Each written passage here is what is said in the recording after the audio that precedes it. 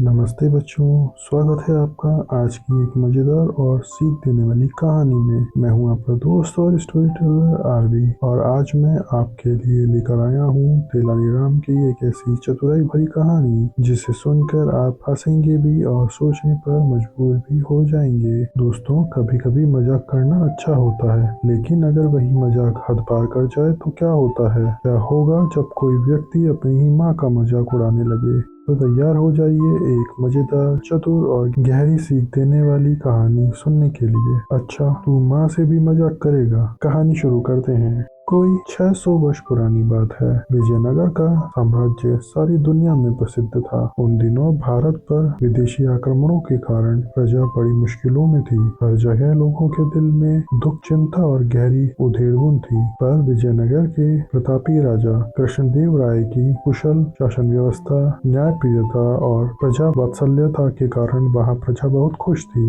राजा कृष्णदेव राय ने प्रजा में मेहनत और सद्गुण के साथ साथ अपनी संस्कृति के लिए स्वाभिमान का भाव पैदा कर दिया था। इसीलिए विजयनगर की ओर देखने की हिम्मत किसी विदेशी आक्रांता की नहीं थी। विदेशी आक्रमणों की आंधी के आगे विजयनगर एक मजबूत चट्टान की तरह खड़ा था। साथ ही वहाँ लोग साहित्य और कला से प्रेम करने वाले तथा परिहास प्रिय थे। उन्हीं दिनों की बात है। विजयनगर के तेनाली गांव में एक बड़ा बुद्धिमान और प्रतिभा संपन्न किशोर था। उसका नाम था रामलिंगम। वह बहुत हंसोड़ और हाजिर जवाब था। उसकी हास्यपूर्ण बातें और मजाक तेनाली गांव के लोगों को खूब आनंदित करते थे। रामलिंगम खुद ज्यादा हंसता नहीं था, पर धीरे से कोई ऐसी चतुराई की बात कहता कि सुनने वाले हंसते हंसते लोटपोट हो जाते। उसकी बातों में छिपा हुआ व्यंग और बड़ी सूझबूझ होती। इसीलिए वह जिसका मजाक उड़ाता वह शख्स भी द्वेष भूलकर औरों के साथ खिलखिलाकर हंसने लगता था। यहाँ तक कि अक्सर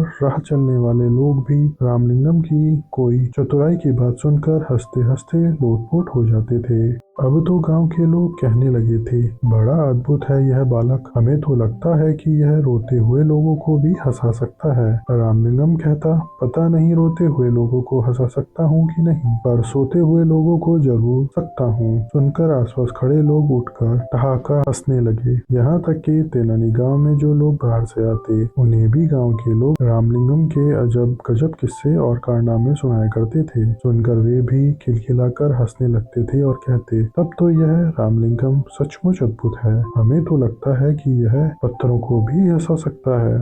गांव के एक बुजुर्ग ने कहा, भाई, हमें तो लगता है कि यह घूमने के लिए पास के जंगलों में जाता है, तो वहाँ के पेड़ पौधों और फूल पत्ते भी इसे देखकर जरूर हंस पड़ते होंगे। एक बार की बात है, रामलिंगम जंगल में घूमता हुआ माँ दुर्गा के एक प्राचीन मंदिर में गया। उस मंदिर की मान्यता थी और दूर दूर से लोग वहाँ माँ दुर्गा का दर्शन करने आया करते थे।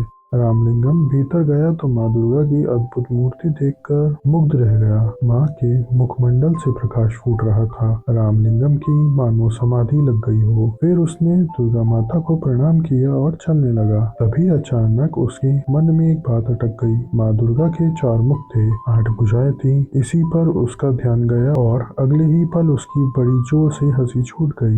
देखकर माँ दुर्गा को बड़ा कौतुक हुआ। वे उसी समय मूर्ति से बाहर निकल के आई और रामलिंगम के आगे प्रकट हो गई। बोली, बालक, तुम हंसता क्यों है? रामलिंगम माँ दुर्गा को साक्षात सामने देखकर एक पल के लिए तो सहम गया, पर फिर हंसते हुए बोला, क्षमा करे माँ, एक बात याद आ गई, इसलिए हंस रहा हूँ। कौन सी बात, बता तो भला? माँ दुर्गा ने पूछा। इस पर रामलिंगम ने हंसते हंसते जवाब दिया, माँ, मेरी तो सिर्फ एक ही नाक है, पर जब जुकाम हो जाता हो तो मुझे बड़ी मुसीबत आती है। आपके तो 4 मुख हैं और भुजाएं भी 8 हैं, तो जब जुकाम हो जाता होगा तो आपको और भी ज्यादा मुश्किल। रामलिंगम की बात पूरी होने से पहले ही माँ दुर्गा खिलखिलाकर हंस पड़ी। बोली, हट पगले, तू माँ से भी मजाक करता है? फिर हंसते हुए उन्होंने कहा, पर आज मैं समझ गई हूँ कि तुझमें हास्य की बड़ी अनोखी सिद्धि है। अपनी इसी सूझबूझ और हास्य के बल पर तू नाम कमाएगा और बड़े बड़े काम करेगा। पर एक बात याद रख, अपनी इस हास्य प्रवृत्ति का किसी को दुख देने के लिए प्रयोग मत करना। सबको हंसाना और दूसरों की भलाई के काम करना। जा, तू राजा कृष्णदेव राय के दरबार में जा, वही तेरी प्रतिभा का पूरा सम्मान करेंगे।